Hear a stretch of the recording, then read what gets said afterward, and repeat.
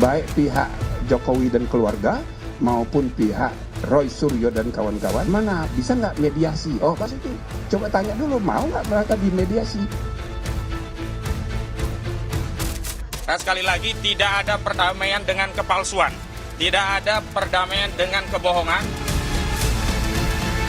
Posisinya Pak Jokowi ini kan yang difitnah oleh mereka. Kalau mereka datang minta maaf ya Tuhan, karena penelitian kami agak salah ditemukan begini-begini, selesai perkembangan.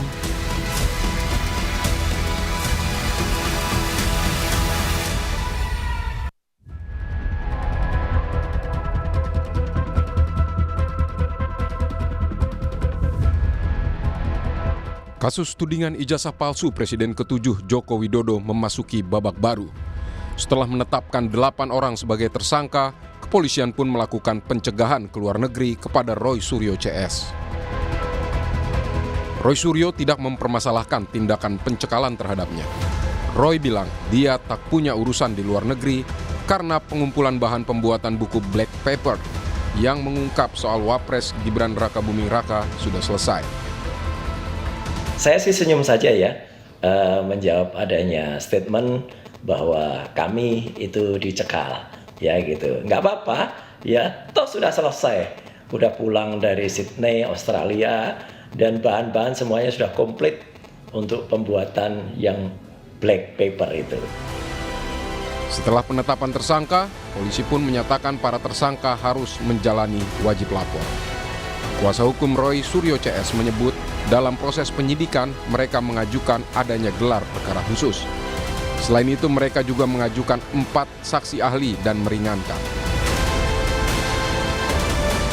Hari ini sudah penyidikan sehingga tidak ada alasan bagi institusi Polri, apalagi di tengah wacana ya perbaikan kinerja institusi Polri, untuk tidak melakukan gelar perkara khusus sebagaimana sudah dilakukan oleh Mabes Polri pada Dumas yang dilakukan oleh TPUA. Hari ini kami akan mengirimkan surat secara resmi kepada Direktur Kriminal Umum Polda Metro Jaya tentang sejumlah nama ahli-ahli yang memang sudah kami siapkan, sudah berkomunikasi untuk bisa diperiksa di tingkat penyidikan agar ada kesetimbangan dari keterangan ahli hanya yang sebelumnya hanya dari penyidik. Kami harapkan juga bisa mempertimbangkan keterangan ahli dari kami. Setidaknya ada 4 ahli.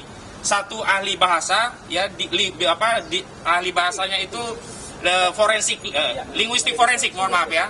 Kemudian ada ahli pidana, kemudian juga ada ahli ITE. Kepolisian menyatakan sudah menerima permohonan gelar perkara khusus kasus tudingan ijazah palsu Presiden ke-7 Jokowi. Karena itu kepolisian pun bakal melaksanakan gelar perkara khusus sesuai permintaan karena merupakan hak para tersangka. Gelar perkara khusus diajukan oleh tersangka kemarin sekitar tanggal 20 November dan itu merupakan hak dari tersangka dan diatur di dalam Peraturan Kapolri nomor 6 tahun 2019. Dan ini mungkin nanti akan dilaksanakan gelar perkara khusus oleh penyidik. Di tengah proses penyidikan kasus ijazah palsu, wacana untuk mendamaikan Jokowi dan para penuding ijazahnya pun mengemuka. Komisi Percepatan Reformasi Polri, Jimli Asidiki, yang mengungkap usulan damai lewat mediasi, muncul dari aktivis 98 Faisal Assegaf saat audiensi dengan Komisi Reformasi Polri. Menurut Jimli, bukan tak mungkin jalur mediasi juga ditempuh dalam proses pidana apabila seluruh pihak mencapai kesepakatan. Muncul ide-ide antara lain misalnya Pak Assegaf tadi mengusulkan bagaimana bisa nggak mediasi? Oh pas itu coba tanya dulu, mau nggak mereka dimediasi? Ya kan? Baik pihak Jokowi dan keluarga maupun pihak Roy Suryo dan kawan-kawan, mau nggak dimediasi? Nah, jadi status tersangkanya tetap, ya kan? Tapi dimediasi dulu. Kalau misalnya ditemukan titik temu, ya kan? Ya bisa tidak dilanjutkan pidananya. Tapi kalau seandainya tidak berhasil, ya lanjutkan nggak apa-apa. Tidak ada forum lagi yang bisa membuktikan keaslian atau tidak aslinya. Tun tidak bisa. Perdata sudah di Solo, ya tinggal pidana.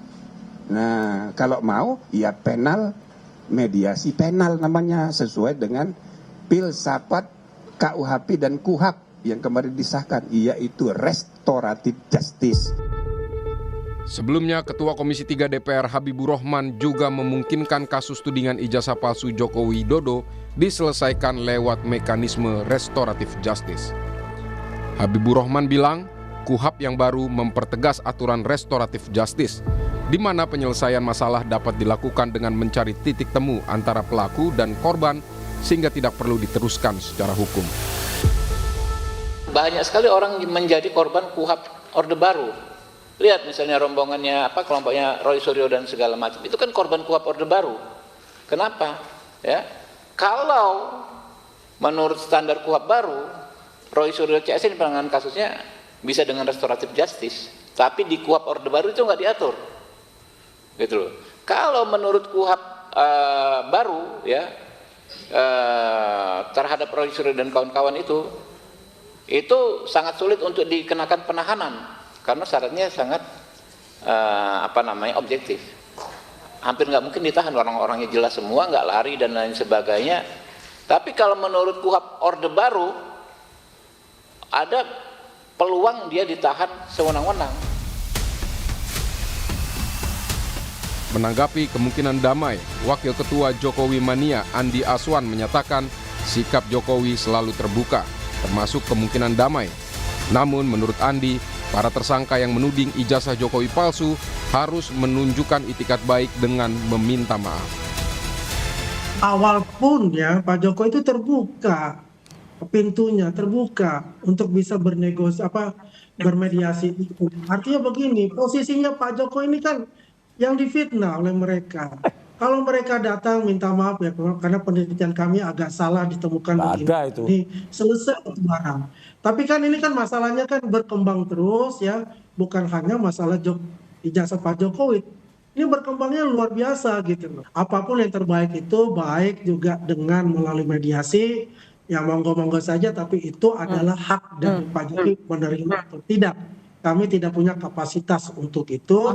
Tapi dilanjutkan di sidang pengadilan itu juga lebih baik lagi. Namun opsi berdamai lewat proses mediasi justru ditolak oleh kubu Roy Suryo. Kuasa hukum Roy menyebut tidak akan berkompromi. Para kliennya akan terus membawa aspirasi masyarakat yang menggugat ijazah.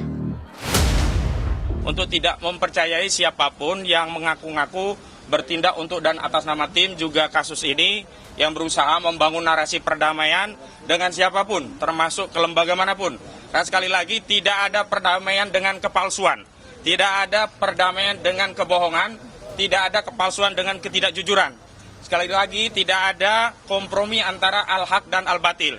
Sehingga kami tegaskan kepada seluruh rakyat Indonesia, Pak Rismon, Pak Roy, dan yang lainnya, tetap membersamai aspirasi seluruh rakyat Indonesia yang ingin membuka kasus ini sampai tuntas ke akar-akarnya. Sementara Roy Suryo bilang syarat mediasi adalah menghentikan semua proses hukum terhadapnya. Namun jika berdamai pun, Roy Suryo menolak menarik buku Jokowi White Paper yang sudah diterbitkan. Selesai. Nggak ada apa-apa dong. Jangan ikut-ungkit gitu. Iyalah. Gitu. Tapi bukunya tetap terbit gitu. Loh ya, kalau buku masa buku mau ditarik? Nggak mungkin lah. Dan buku itu ketika misalnya kemarin sudah ada undangan, misalnya buku itu mau dibahas di mana, ya biarkan aja. Itu kan diskusi ilmiah soal buku. Buku yang mau terbit, black paper, ya silakan aja. Itu buku kan beda. Ini kan soal Jokowi lain dengan soal anaknya kan. Dalam kasus tudingan ijazah palsu tersebut, polisi menetapkan 8 tersangka. Mereka adalah Roy Suryo, Rismon Sianipar, Tifauziah Tiasuma, Egy Sujana.